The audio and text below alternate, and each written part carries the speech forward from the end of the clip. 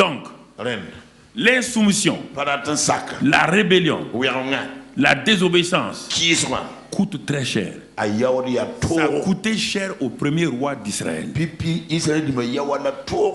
Un homme qui a été loin, le premier roi, loin par le grand prophète Samuel. Il a été loin. C'est la première fois que dans l'Ancien Testament on dit que quelqu'un a eu un cœur nouveau. Tu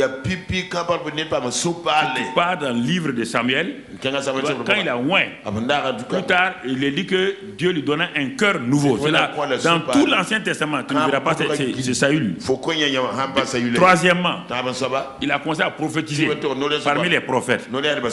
Et tous les signes que Dieu lui a donnés se sont réalisés. Dieu a dit maintenant, je vais te soumettre à un principe, le principe de la soumission de l'obéissance. Je vais te tester avec ça pour que tu saches. Parce que Adam et Ève n'ont pas pu passer ce test-là. Donc, quiconque, je vais lui donner une autorité, je vais le tester avec ça. Je vais le tester avec ça. Et dans l'église, c'est la même chose. Vous allez nommer quelqu'un diacre. Vous allez dire, bon, de changer pour aller faire ça. Vous voyez la même chose, insoumission, désobéissance. Ça est dans l'église partout. Il révolte des gens de sa famille, il ramène les gens de son village dans l'église, il casse l'église. Suivez tous ceux qui ont cassé des églises. Suivez ceux qui ont fait ces choses-là. Suivez leur vie. Regardez leur famille. Regardez leur vie. Ils terminent mal. Il y en a plein au Burkina Faso qui étaient dans les églises, qui sont partis comme ça. Le principe luciférien. Et le prophète vient. Dieu dit, ok, prophète, il a vu, hein, il a reçu l'onction, prophète de Wé. Il a vu qu'il est un roi ouin de Wé. Bon, donne-lui le test. Tout homme sur la terre, désormais, à qui je vais donner de l'élever, de lui donner des choses, je dois le tester avant de confirmer ce que j'ai dit. On va passer au test du premier roi. Un test simple. Va à Gilgal. Le prophète lui dit, va à Gilgal. Reste là-bas 7 jours. Jusqu'à ce que je vienne. Et que je te dise ce que tu dois faire. 4 conditions du test permettant de passer et réussir. Premièrement, va où on te dit d'aller. Il ne faut pas hésiter. Si on te dit on te change, d'aller ici, va là-bas. Si on te dit maintenant, tu ne dois plus être dans ce poste-là, va là-bas. Il faut aller. Il ne faut pas murmurer. Deuxièmement, il dit reste là-bas jusqu'à ce que je vienne. C'est ma présence qui va te donner la confirmation. Et j'ai quelque chose à te dire. Dieu m'a donné un message. Je le connais. Je connais le message. Mais je ne vais pas te le dire maintenant. Dieu me dit que le message doit être donné quand tu vas obéir parfaitement. Il est parti à Gilgal. Il a dit non. Roi, ça c'est pas un problème. Allez à Gilgal. Ça fait partie de mon territoire. Attendre 7 jours. 7 jours, c'est pas beaucoup. Jusqu'à ce que tu viennes, il n'y a pas de problème. Il est parti. Mais le test, l'ennemi est venu. Le test d'Adam, veille sur le jardin, l'ennemi est venu. Le test de Saül, va à Gilgal, l'ennemi est venu. L'ennemi a attaqué. Tout ce que Dieu vous donne, le test de l'obéissance et de la soumission, vous serez testé toujours pour que la chose dure. Si Dieu veut susciter un homme de Dieu, il va le tester. Si Dieu veut susciter un multimilliardaire, il va le tester. Si Dieu veut susciter une femme de victoire, il va le tester. Et parfois aujourd'hui, toutes ces règles-là, les mouvements qui sont autour du christianisme ont abandonné ça. Et c'est pourquoi ça ne marche plus. Il a attendu, l'ennemi a attaqué. Il est écrit que les soldats ont commencé à fuir. Les officiers sont partis. 6e jour. 7e jour est arrivé. Saül était là. Il était là.